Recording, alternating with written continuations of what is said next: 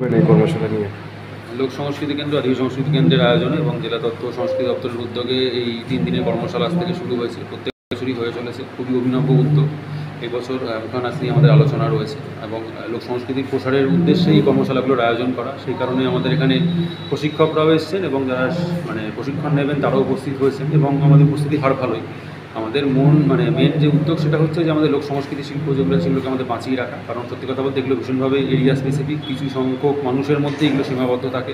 তো সেই কারণে এই জাতীয় কর্মশালা যত অনুষ্ঠিত হবে এখানে মানুষজন যত অংশগ্রহণ করবেন এই লোক সংস্কৃতিগুলির প্রসার করবেন। লোক সংস্কৃতির প্রসার করলে আমরা আমাদের নিজেদের ইতিহাসকে জানতে পারবো এবং এই লোক সংস্কৃতিগুলোকে বাঁচিয়ে রাখা যাবে। তো সেই উদ্যোগেই কর্মশালার আয়োজন করা হয়েছে এবং খুব ভালো উদ্যোগ। আমরা আশা করছি যেরকম আজকে উপস্থিতি আছে আগামী দিনের উপস্থিতি আর ভালোই থাকবে।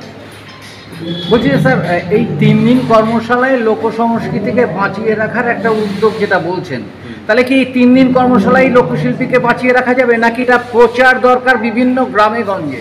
কি বলবেন এই ব্যাপারে?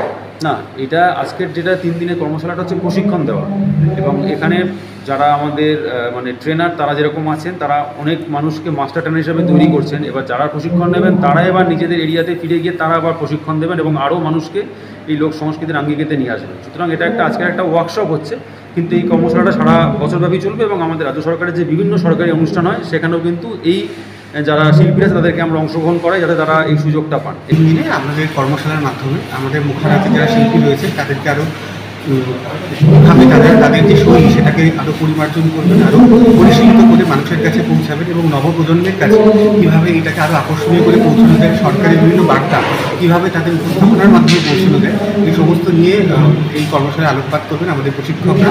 এবং এই পারস্পরিক আলোচনার মধ্যে আমরা মনে করি যে মুখানাচ সমৃদ্ধ হবে এবং এই সমস্ত টিমগুলি বিভিন্ন সরকারি বেসরকারি মঞ্চে গিয়ে আমাদের জেলার যে ঐতিহ্য সেই ঐতিহ্যকে বাঁচিয়ে রাখবে, ঐতিহ্যকে অক্ষুণ্ণ রাখবে।